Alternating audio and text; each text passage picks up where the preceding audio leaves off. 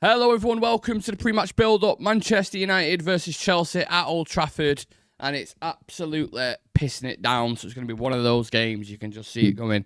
Aside from the weather, you can see the team that's on your screen. We'll go through it with the lads. Apologies about the graphics, a little bit rushed, but it is what it is.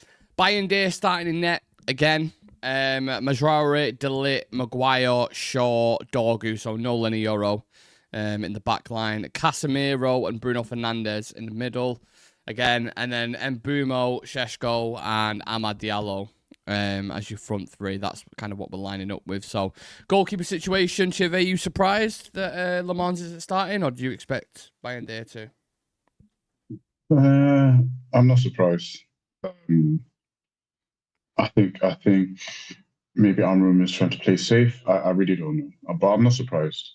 Maybe it's like a high pressure game, and he's still worried about throwing Lammens out to the Wolves, basically, because if he allows, I mean, if we suffer like a really bad defeat, then it's on Lammens, So I think after this, I'm not sure, but I think it's a much easier game we play. Brentford and Sunderland after this.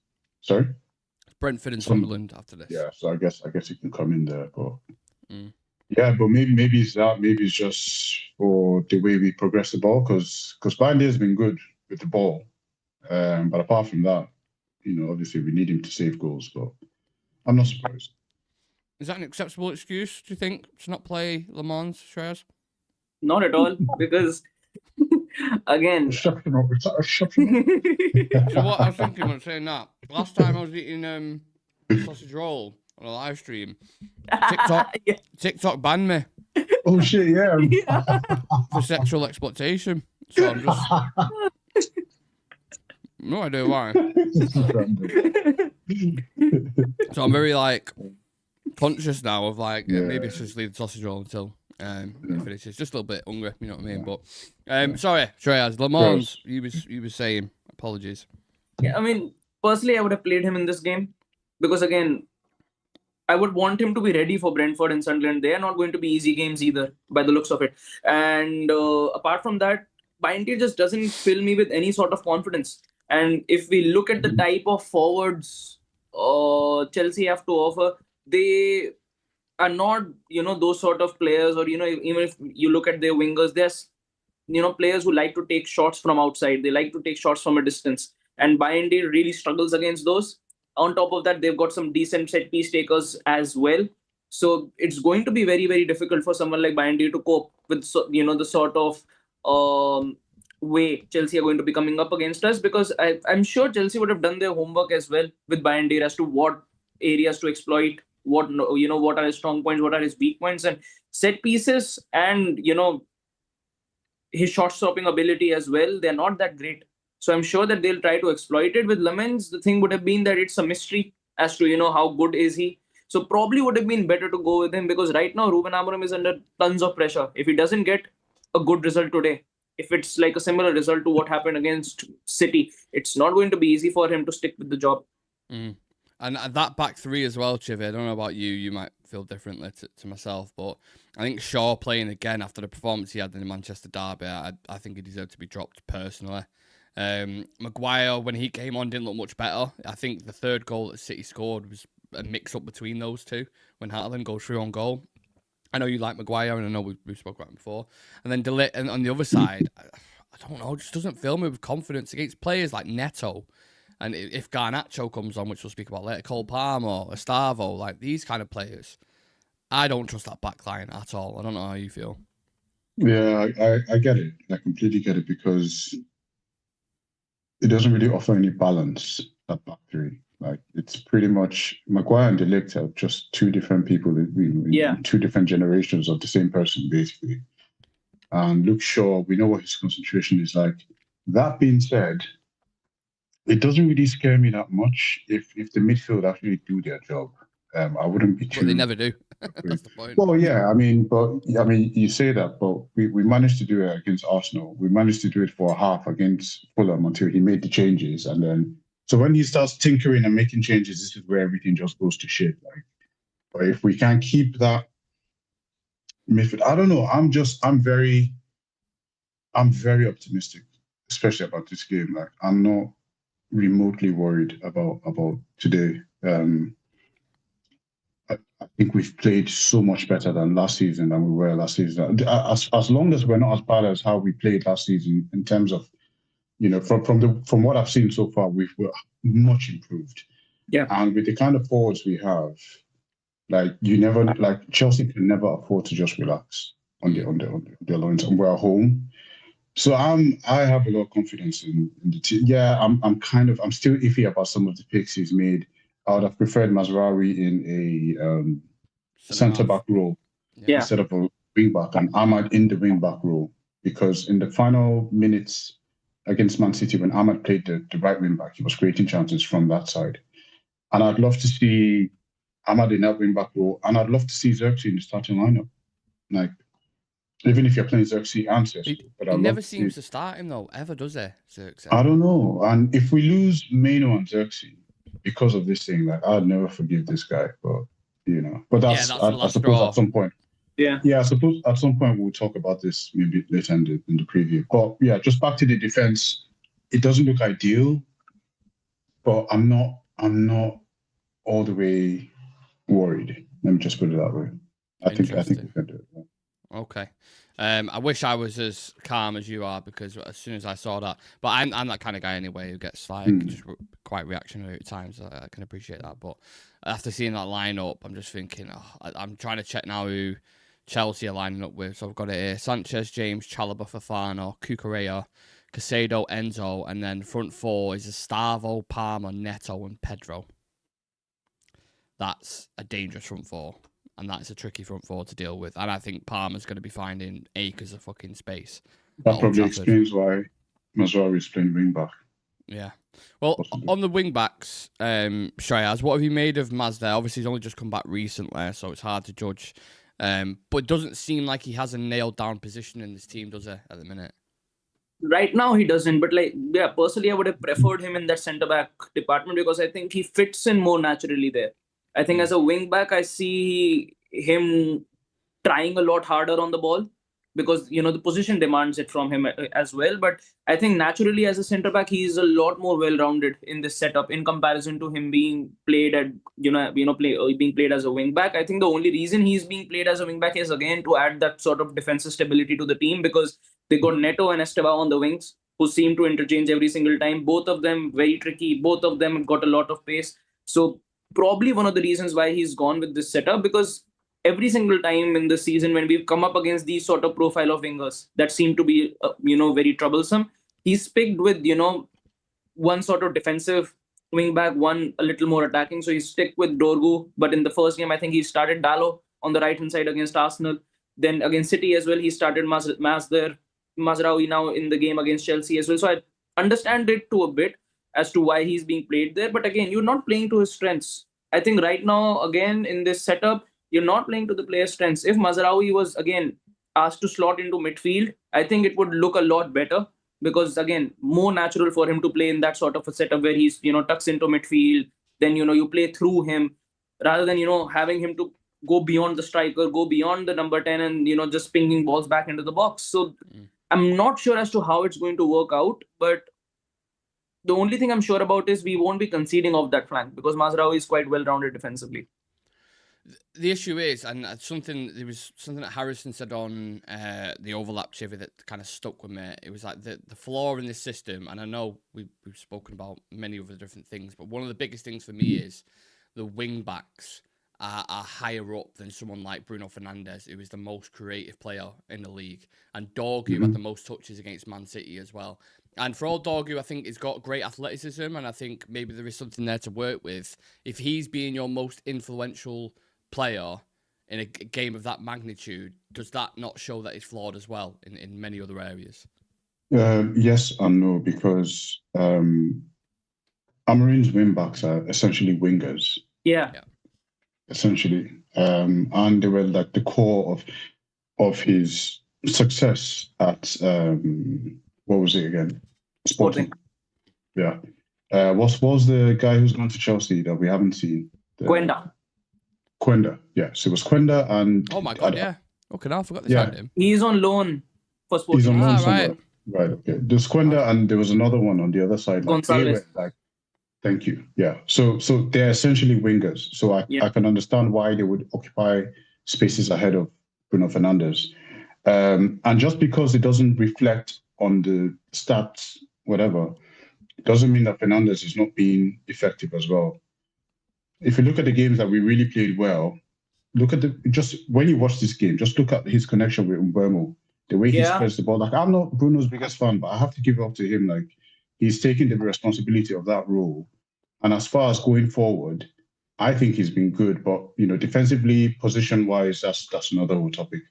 But I think he affects the game in a different way. But we're just too used to seeing Fernandes behind the goals and assists and stuff that we think that when he's not performing, when he's not delivering in that aspect, we feel like maybe he's underperforming. Whereas I think if you look at against City, there were so many times that Dogo had the ball in dangerous areas, but the end product was not good enough.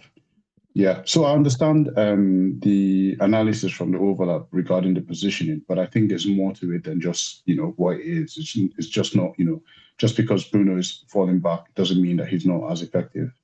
And I think with Dogu, or maybe if we had a much better, a more experienced wing back in those positions who was able to deliver, we wouldn't be having this conversation. Yeah. We'll touch a little bit more on the midfield in a second. There's loads of comments I want to get into. And please do, if you are joining us, leave a like on the video and subscribe to the channel and let us know your opinion on the game. Andy's saying 1 game a week after getting slapped last game and no consequences on performances. We'll be lucky to get a point today. Rayanator saying this manager will be the death of me. How the fuck did he decide the lineup, rewarding Shaw and buying Deer, but demoting Euro and still playing Bruno on this pivot? Better win or sod off Ruben. So pissed. Everyone's saying they hate the lineup. How many defenders do we need? Johnny Hill saying Amorim won't drop his golden child Bruno, but Euro, our best centre back, he'll happily drop. Please, Ineos, save us from this clown. Is Amorim trying to... I thought I was reactionary. Wow. Fuck you, no. Bruno and Casa versus Enzo, Casado and Palmer. This is going to end up last week, and it's going to be a stubborn prick in charge, all for being proven wrong. Euro must have an underlying fitness issue. That's what I thought. I can't see a reason for dropping him, really. Because he has, whether people want to admit it or not, he has been our best centre-back out of all of them, in my opinion. So it doesn't really make sense dropping him, especially against the players that Chelsea have got. Very bizarre to me, that. But I'm sure we'll hear more about it a little bit later on. Spurs have come back from 2 down as well. Bloody hell, this day shaping itself so bad there. And do you know what as well? I took Kudus out of my fantasy team and he's got 2 assists today. Which is... Who scored for the Spurs? Own goal. The Van Heck own goal. Richarlison scored the first one, I think. Yeah. UTFR in the chat as well saying, what the fuck is Amorim doing? Fun fact, never won a game with Maz at wing back. Is that true? Yeah, I guess so. There's so many, if you look into it, there's so many, Euro, I think the Burnley game was his first Premier League win. Yeah. And Amorim's never got back-to-back wins either, has he? I think some crazy, he has all sorts of... Absolutely mental. I suppose a little bit more positivity, Shreyas, if we want to call it that. Subs bench, we've got Lammens, Mount, Cunha, Xerxes, Euro, Ugarte, Heaven, Mainu, and Fredrickson. So at least the bench seems a little bit stacked there, doesn't it? Who would you turn to in this game? Or is that an obvious question? Xerxes and Cunha. And Xerxes, because I just think you really need someone, up top there who can string this attack together. And I think, again, I don't think Ahmad has started the season quite brightly, and I don't think that it's got much to do with him playing as a 10 or him playing as a winger. The sort of chances that he's missed in these first 3 to 4 games, and against Burnley, I think he missed 2 to 3 open goal chances. He's just not been at the races yet, and I think someone like Xerxes looked quite bright every single time that he's come on, and I think Mbeumo, Sesko, and then Xerxes with them as that inside them, I think it offers a lot more balance to that sort of front 3, because out of the 3, he's the only one who can actually, keep control on the possession, maintain the tempo, and, just bring players back into the attack. With Ahmad and Mbeumo and Sesko, I just don't know if it's as balanced, especially, on so many occasions in that City game, I thought, I saw Mbeumo and Ahmad on the right-hand side every single time. Ahmad used to start on the left during the attack, then he used to swing away to the right, and that left area was simply left alone to Dorgu.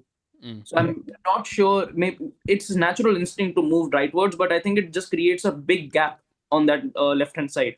So not sure. I really thought Xerxes should have started this one, but I hope Sesko finally gets some service, because against City he was completely man-marked and no one was there. And yeah, I think Cunha will definitely, if he comes on, if he's ready enough to come on, I think he comes on, he'll definitely add a lot more spark to the attack, because he has that sort of relentlessness. He has that sort of bravery in him as well. One of the things that we really had missing in that City game was players were not taking enough shots, and players were not brave enough to move the ball quickly inside the final third. I think when you get someone like Cunha into that attack, you see, most of those problems actually go out of the door, especially on that left-hand side. I think Dorgu and Cunha complement each other really well. So I think Cunha will definitely have an impact. Mount will have an impact, and Xerxes. But apart from that, I've never seen Amorim make too many subs. If anything, I think Ugarte will come on. But I hope Menu comes on. That is so correct. Yeah. So accurate. And then the centre-back on the 85th minute, don't forget. That is guaranteed. Yeah, a lot's made of Matheus Cunha being back in the team for the obvious reasons, Chive. But I'm not going to talk about this Chelsea game without mentioning someone like Mason Mount as well, who has equally been important in games and can come on and affect the game. So just to have those kind of options off the bench to go to, because at times in that derby, looking at the bench, like, who's you fucking bring on, man? Like, who's going to change this game for us? So could they have a massive say in this if the game is tight, like it usually is with Chelsea? Yeah, I mean, if we especially if we take the lead, I'd like to see someone like Mount come on, because in all the games that he's played this season, we've looked very stable. The one thing he's given us was stability, right? And he's very, very, he's a coach's dream. And I say that because he's literally, he follows instructions to the T. So as far as keeping people busy, we just looked so much more stable, puts the work in and all that kind of stuff. So I think if we take the lead, I'd love to see someone like Mount in. But then I'll also have to echo Shreyas' thoughts about Xerxes, because I don't understand why a lot of people don't recognize the skill set that he brings. I think sometimes we get too focused or too carried away by having a player become a superstar and, be the man and do all this stuff. But sometimes you need that player that makes everybody else around him play much better, that brings out the best in other players. So it's not always about just having one guy to come in and be that, scores 10 goals or whatever. You could just be the guy that allows everything, that allows the whole machine to function. And whenever he's come on, he has that skill set. He just has a way of drawing people in. He can draw in an extra player to free up another player, makes the runs, he spots. He's so good in terms of connecting. And I'd love to see, I really want to see Cunha, Xerxes and Mbeumo as a front three just once in my life. Yeah. Right? Let's just see that once. Yeah. Because it's almost, I don't want to conjure up anything, but it's similar to, it's so balanced. It reminds me of the Liverpool one with what's his name, Firmino, the way it was so balanced where he allows the other two to play. And I'd love to see that. But yeah, I'd also love to see maybe Maino at some point. Come on. What I don't want to see is we, 1-0 down or 2-0 down, and Aiden Heaven is coming on to throw something to the fans. Heaven and Ugarte get subbed on. Yeah, I get that. The one thing I will come back at you on the Xerxes thing is, I think the reason why they bought someone like Benjamin Šeško is to occupy the centre-backs and to be that guy who can run in behind, because it's so compact centrally. When you have Mbeumo and Cunha drifting in and you have Bruno pushing up as well, everyone kind of gets in the way a little bit. So when you play someone like Xerxes who's dropping in, you have to then kind of facilitate elsewhere then. And do you know what I mean? Like the balance is a little bit off. But I agree in the same way that his qualities that he got, like it sticks to him. He's one of the few players that we've got. You play it into him and he'll hold the centre back off for other runners to get in. So it's kind of like, I don't know. There's two sides to it for me. Personally. UTFR saying we're going to destroy another promising striker in Šeško. Andy's saying if we lost today, he should be sacked. It's getting ridiculous. He's making mistakes every aspect now. Andy is always here with the optimism. Yeah. Andy, I'm going to set you a challenge, mate.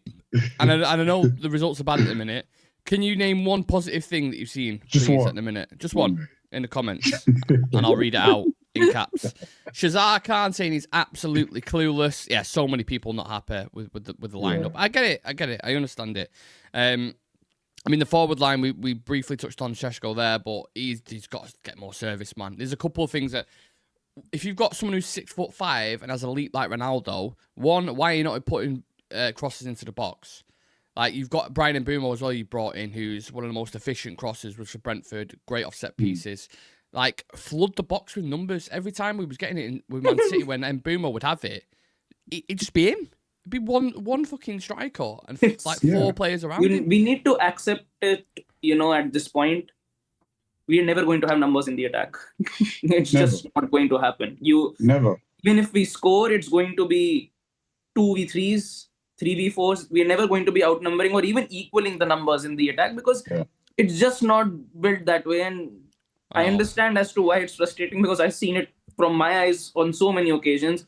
If a team is organized and you're putting balls in, you need your midfielders to actually crash inside the box. But if you've not crashes. But it just never happens there. So we kept giving possession back. Yeah, against Man City, every time we crossed it, they won the ball every time, and then they'd counter. Sorry, there's no one there. Yeah, there's literally no one there. Honestly, like I'm really sorry that I have to say that. I said it in the WhatsApp group, but we have to face it, man. Šeško will not get 10 goals this season. I promise you that. I don't want to watch us write off another promising striker. Well, I'm sorry, but in this playing this way, he's not scoring 10 goals. I promise you that. And I hope I'm wrong. I really hope I'm wrong. The goals will come from Cunha and Ahmad and the wing backs and the 10s. Yeah. The striker will not score 10 goals.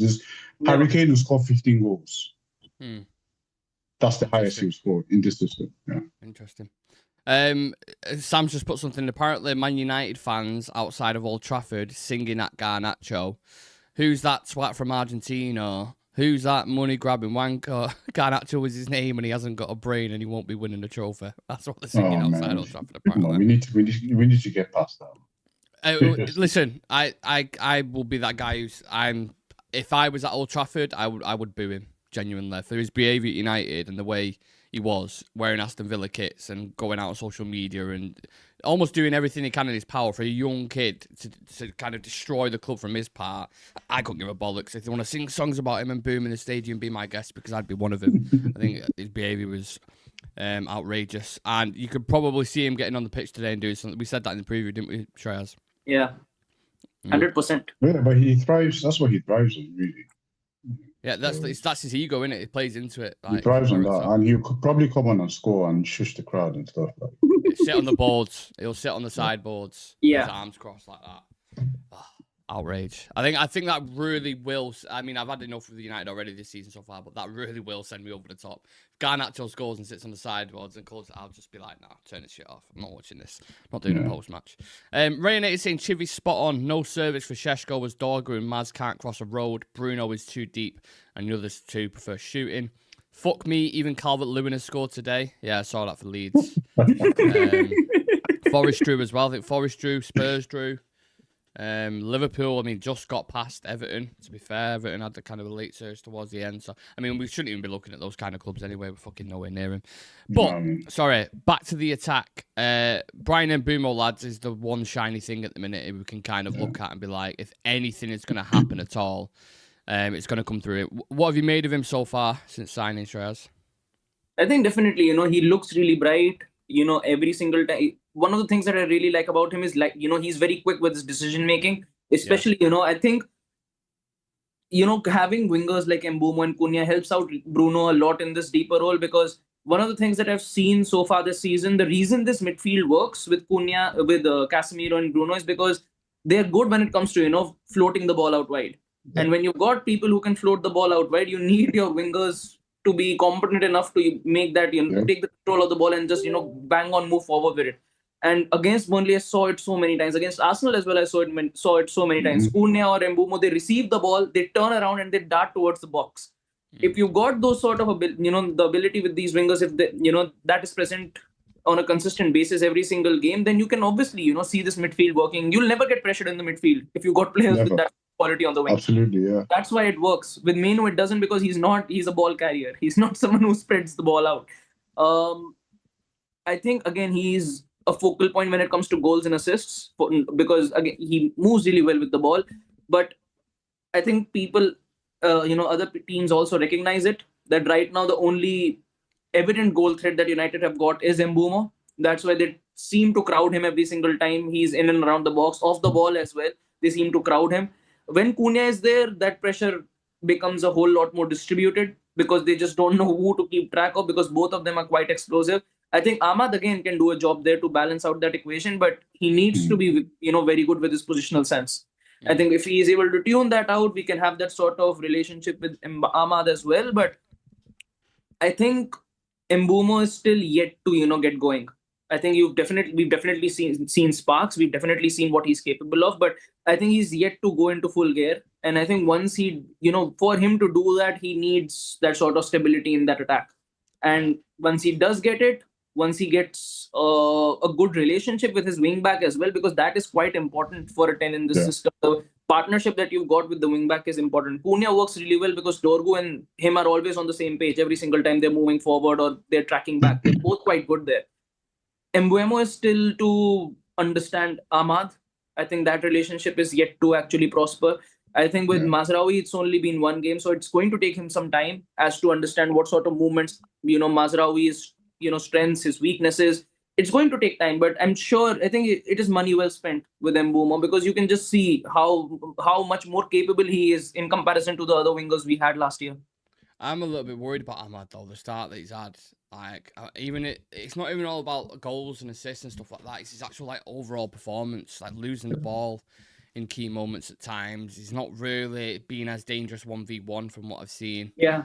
And I can't really put my finger on what it is. Maybe it is those kind of inconsistencies that you was alluding to, that having a new partner in front of him like Brian Mbumo and then shifting him over to the left.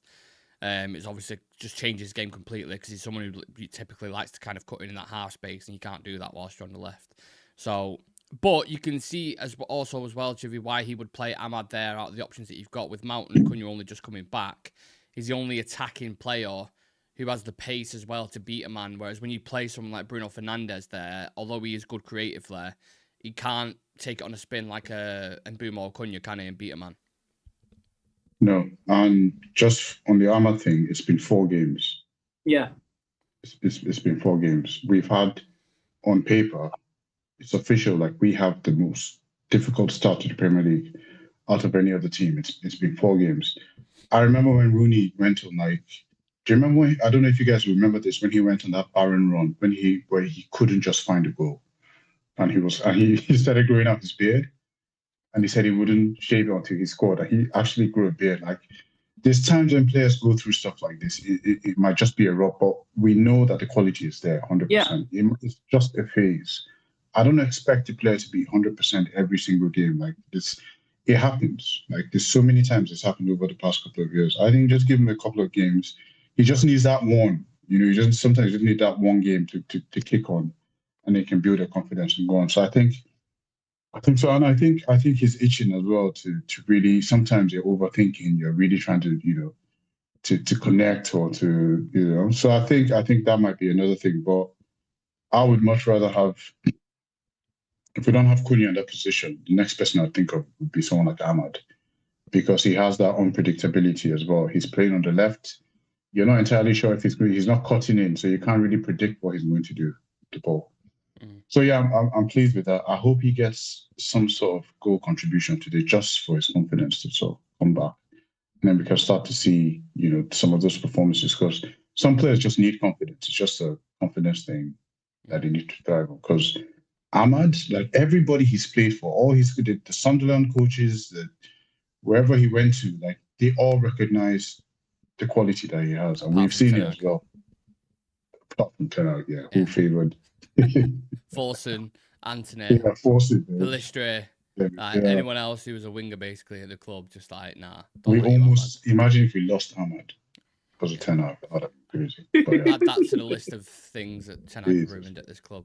Moving on to the manager, Shreyas, Ruben Amorim's been speaking. He said, we must win, especially at home. We need the 3 points. The criticism is the price to pay when you don't win. We need to turn things around.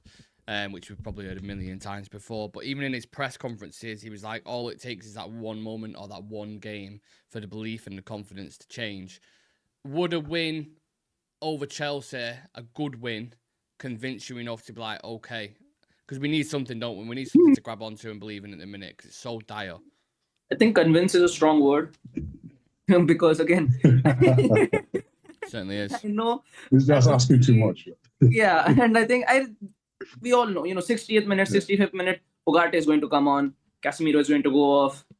The moment that happens, Chelsea is just going to blitz through that midfield, and I already know what's going to happen. What matters is how much we do within that point of having Casemiro and Bruno both on the field. If we can get to a point where Chelsea have sort of understood that this game is gone, maybe you pull up with the result. But the Chelsea have definitely got their weaknesses as well. But the problem with us is the weaknesses that we've got. They are they become so big that it takes out entire departments from the game altogether. Whether it's midfield, sometimes the attack is completely gone, sometimes the defense is completely gone, or the flanks are completely overexposed. So it becomes a compound problem for us. Whereas with Chelsea, it is one or two players having an off game, so you tend to make the most of your opportunities. Players are underconfident, you make the most of your opportunities. But the problem with me again is that midfield, because I know Casemiro and Bruno will do a decent job against Caicedo and Enzo. I know it, that they'll do a decent job. The problem for me is when Ugarte is going to come on, and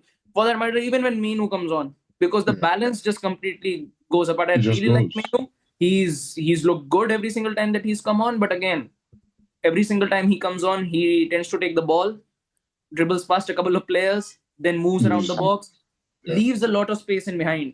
And the flanks are never used. So that is the only issue that you've got. The system is very restricted. Yeah. I'm sure Manu will get 15 minutes at some point today. Yeah, I mean, I could go on about Manu for forever. I just feel like that situation's just tireless at the minute. But I get the logic, in a sense, behind it, where this is probably going to be Bruno's last year. Bruno's probably going to move on, and then they're going to expect Manu to move into that mantle and become that first-team player. And I think he's only 20 years old still. It's not like it's the end of the world, but he needs to get going now. Like, he's probably just more worried about the World Cup, I'd imagine, coming up. I think that's what it is. Team. It must be that, isn't it? It's game time. I don't think he would have pushed for a loan as much personally if there wasn't a big international kind of tournament next season. But who knows? What do I know? I did ask Andy for some positivity, and he's just seen Barnet beat Grimsby 3-0. So, yeah, at least it's consistent, unlike United. Nath saying Ahmad's been shit. Does anybody think we get a result today? We'll get into kind of predictions in about 5 or 10 minutes time. Crowd booing when Garnacho came to warm up on the pitch. Again, not surprised at all.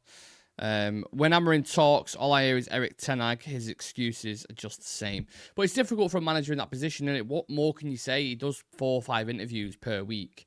It's kind of like you run out of things to rephrase a certain way, and it's, you know what I mean? Like, I want to win, we're just not winning because, the team are making mistakes in the shit, but he's never going to come out and say that. So, we just kind of have to deal with it. Tiger UK is going early, saying 3-2 win. Let's go. Positive thinking, eh? I hope so. 3 goals. So 3 own goals. 3 own goals, apparently. So a couple of records being brought today. 200th appearance incoming for Bruno Fernandes. I think Harry Maguire's presented with a frame shirt as well after 250th appearance. Both big leaders in the dressing room, both players who've had an influence on this team at times. But reflecting on the period whilst they've been here, lads, Bruno and Maguire, how would you look back at their time personally? How would you rate their time at United differently? Bruno, there's not much to say. If not for him, we'd be seeing relegation last year. Maguire, I think I would see a whole lot more positively. The only reason being, Bruno is definitely, different league of a player. Like, what you can expect from him, and this, when he gets going, he's probably the top, one of the top 3 midfielders in the Prem when he's informed, and there's no question about that. With Maguire, the sort of hate he got, and the comments, and to come from the point from where he came from back into this side, and so strongly that he became an irreplaceable piece of this team in the past 2 years. I think it says a lot about the sort of mental toughness that he's got. And on the same hand, it's not easy when you're a Manchester United player and receiving hate on a weekly basis, because you're already getting a lot of eyeballs from the media, and then on top of that, the fans itself, coming out and attacking you, getting booed off stadiums by your home fans. It's not easy for a player to come back from that, and then he's coming back from it. I think both him and Bruno were quite instrumental for us, reaching the Europa League final last year as well. They were absolutely amazing in that run. So I think both of them were in a very turbulent time at United, but I think overall both of them have paid their respect, due service to the club. Yeah. Any thoughts to Maguire, Bruno, or Shreyas said it all? Yeah, sure. Kind of like hit the nail on the head. Yeah, they've both been good. Maguire more for just the comeback that he's done. I'm really, really impressed with that because no one really saw that. Like he was pretty much a dead man walking at United. Bruno has put in the numbers. He's helped the status of the club. He's probably sold a shit ton of jerseys. He's been that bit of a superstar for the image of the club and all that kind of stuff. So yeah, so he's been all right, good. It's going to be interesting in it next season if he does in fact go to Saudi Arabia, and they get the money for it and see how they reinvest that and see how life is after Bruno almost, because the conversation around it that's been ongoing for years is he's a great player. And yeah, he's been incredible for United at times, but he's also sometimes a detriment to the team when you play in a certain way. And he doesn't have any discipline. These kind of things get targeted at him, which you see. Which we've all agreed with at times after games where he's lost his head, he's too emotional, these kind of things. He doesn't control the game. Like, I mentioned this, I don't know if it was one of you lads, but I watched Barcelona and Newcastle the other day, and I was watching De Jong and Pedri in the middle, and I'm like, I would fucking love midfielders like that, man. Do you know what I mean? Just dominating the game, keep things ticking, slow it down, That's just football. Orchestrators. That's my kind of them. football. Yeah, we really don't have them. I mean, Adam Wharton in the Premier League could be something like that. Players like that. So hopefully invest in that kind of area and get it right, because if you let Bruno go, then you're relying upon the likes of Cunha and Mbeumo to fill those shoes. And I think the quality that I've seen from them both, I think they're probably capable of it. But then you need to sort the midfield out. So, yeah, with that being said, I mean, we're not too far away from kickoff, lads. Let's do the bet slip, as we call it. Shreyas, 4 things you see happening in this game, please, mate. Ugarte coming on. You fixed on that, aren't you? Ugarte coming on. What minute? Give me an exact minute. 62 minutes and 44 seconds. Okay, thank you. Casemiro getting a yellow. Bruno to score or assist, and Bindy to make 1 fumble. Lovely, nice, positive. Chivette, I know you're not a mega fan of predictions, but how do you see this game playing out? Do you think? I honestly think we'll win. I really honestly. This is not like positive vibes or anything. Like I just gut feeling. Yeah, it's a gut feeling. Also, we've been attacking really well. Like the figures show it. Like we've every team we've played, we've had more touches in their box than ours. Maybe apart from Grimsby, but we've been more active in the opposition box of all the teams we've played than in every single game. And I think sometimes just players' decisions, that sort of thing. But it will come good. I'm not remotely nervous. I don't know why. And yeah, of course, I mean, I might have egg on my face at the end of the game. Probably lose like you can't lie though, can you? You gotta be honest about your gut feeling. But I just see it. Like we create so many opportunities, but results nowadays is what really counts in football. And if you lose a game, regardless of how well you played, it's always going to be that'll be pointed out more. So I think we'll do it. Bring it on. I think the narrative is going to be the exact same way after the game. I think it could be a close, cagey game. Chelsea win it 2-1, and then we're just talking about how we missed chances again. And I can't believe Sesko missed that header. I can't believe Mbeumo didn't cross it. I can't believe just things like that I can see happening. It's just too much at stake right now, especially for the players as well. Like they need to win.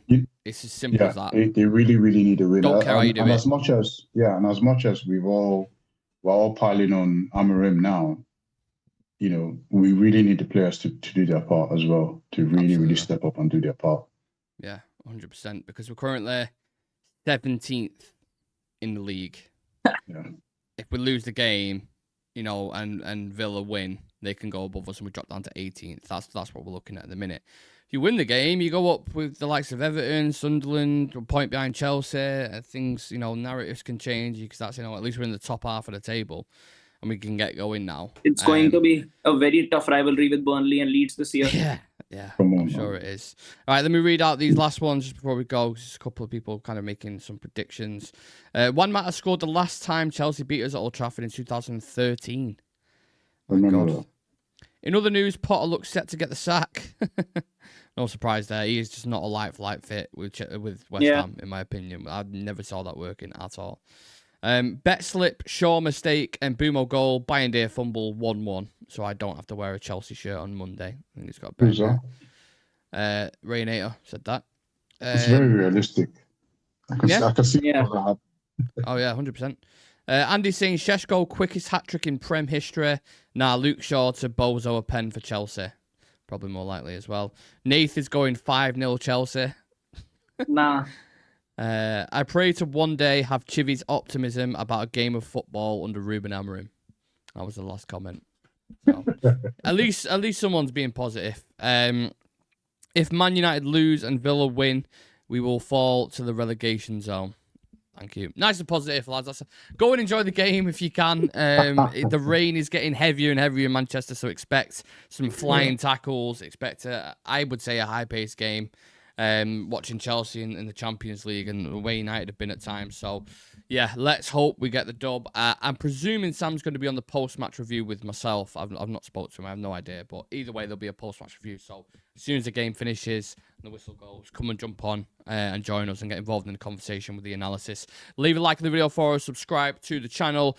This has been the pre-match build-up with me, myself, Chivy and Shreyas. And we'll see